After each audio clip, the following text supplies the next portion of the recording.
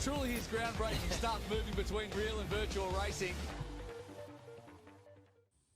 My name is Michael Dhulst. I'm co-founder and CEO of Super League Triathlon. And with me is... I'm Kris Gemmell. I'm the head of marketing and commercial for World Triathlon. And great to be here speaking to you today. We'll be talking about the Arena Games Triathlon. The Arena Games Triathlon is a new concept developed under COVID to be in line with social distancing, and it leverages the booming virtual racing environment, and that's on the back of success stories like Peloton and Zwift, and it also opens up. It has the ability to open up the sport to a much bigger participation, and we've seen examples of Tour de France virtually having 117,000 participants, which is obviously a lot bigger than any physical participation event, but also Peloton producing almost 100 million workouts per quarter. So, and that inspired us to say, now that COVID is happening, to go virtual with our event series. Yeah, and obviously, within World Triathlon, it's clear that we're always looking to find our way into this esport market, and look, the Super League Triathlon team have done a fantastic job in creating something that's special. And we need to align ourselves as an international federation with some of the IC pillars, and esports is one of them. And of course, the ability to be able to work with equipment and equipment dealers is something that's really important to us. So we're really looking forward to that. So that as a concept, what we have produced is a blended event. So it combines in real life with a virtual world. The swimming is still done in real life in a swimming pool, and then around the pool we've set up virtual trainers, treadmills and bikes. So the bike and the run is executed on in a blended realm. So we have the virtual world of Zwift, and in real life we can get real nice up close and personal shots of the athletes suffering and fighting. And ultimately that gives for a very immersive atmosphere, not only because of the blended nature of it, but also because since the athletes are racing on treadmills and bikes and static bikes, we really get access to a lot of data. So for a broadcast, this is a really immersive product, but also for a stadium, it's a very different experience of triathlon, with a very different atmosphere that you can really build a stadium sport out of it, right? And also, again, to cater for that younger audience and that more dynamic style of racing, it's not just one triathlon; it's 3 triathlons back to back. And bringing that forward now through the partnership with World Triathlon, we're excited to really bring that to the next level. And obviously, as we saw during the pandemic, and also, of course we're still in it in some respects, but there was a need for everyone to be able to be exercising when most countries were locked away and locked inside, and there was something that needed to be done, and I think like this is where the bridge that Super League Triathlon found, which was taking something that was just there for a training nature and turning it into something that had a competitive realm. So that was something that we of course acknowledge, and we acknowledge the effort that they did.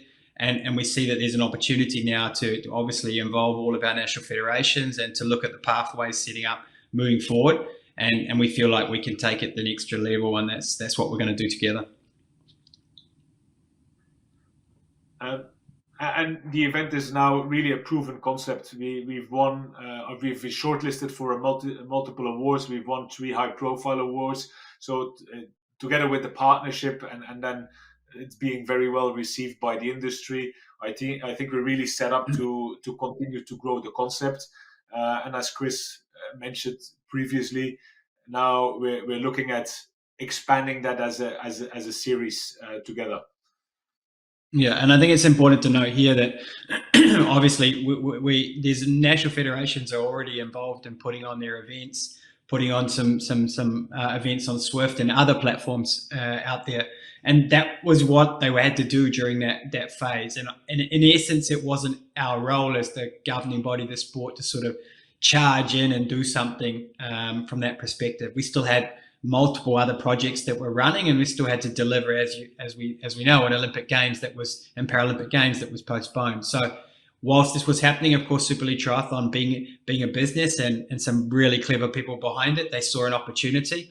And we supported that opportunity, and we said all along, the conversation started a long time ago. We said, what if we could take this and make this a World Championship series? What if we could give it a World Championship title?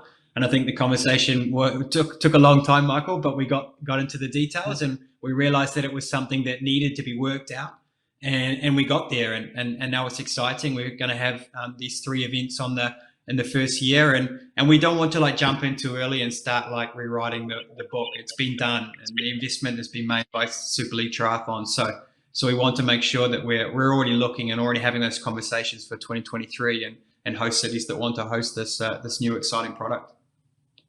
Yeah, and as obviously, and it's more than just a one-day event. That's important to mention. I think we want to leverage the fact that it has a virtual component to really reach out to wider communities and get them involved in the event before the event. So to leverage the build up to the event. And we have done it in the past. We are looking to continue to do it. Going into the events, having a lot of rides and runs on Zwift, warming up the local communities, but also the international triathlon community into the event. And we also have we've built up a virtual fitness platform where people can track their activities, and we post different challenges, etc., to give away free tickets, etc., to again build up and get people involved and engaged into the event. And yeah, ultimately then come and attend the event and be there for a great spectator and an innovative spectator experience, but also for meet and greets with the athletes, etc., to really inspire the communities who are involved. Then obviously our race weekend itself, starts with great hospitality experiences. Kris? Yeah, no, and I think I would just add here, Michael, that like, of course, the elite component and putting a World Championship title to this is something special, and of course that's the involvement that we can bring as World Triathlon. But it's not the end goal of this product and this commercial opportunity that we see between us as part of this partnership. We understand that there's a multitude of triathlon community that are hungry and looking in this virtual world, and we want to engage them. So that's point number one. It's not the elite product is the product, but we want to engage everybody else. The age group athlete, the athlete, the swimmer, the biker, the runner that just wants to compete and have fun. The other side of it, of course, is that we have a big arm in the para triathlon side. We want to try to make this as inclusive as we can on that side. Super League did a great effort already in year 1, year 2, in trying to make sure that they had a para triathlon component. We want to carry that forward. We know that that's important, and we'll continue to do that. And then, of course, at the end of the day, that community engagement, as Michael touched on, that's important. We want to be able to go to those host cities, and we want to be able to engage both from a virtual perspective, but of course in the hybrid nature that where the athletes will be there and to be around as well.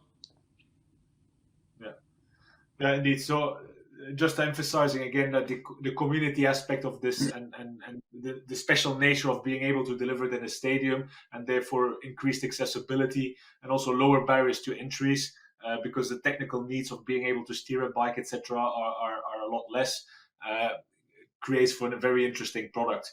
That as a next thing, and that is already proven, but I think also has a lot of potential now in the partnership with World Triathlon, is our broadcast and digital footprint. Here's sharing some numbers from past events, but again also here through our partnership we expect a lot of growth on this.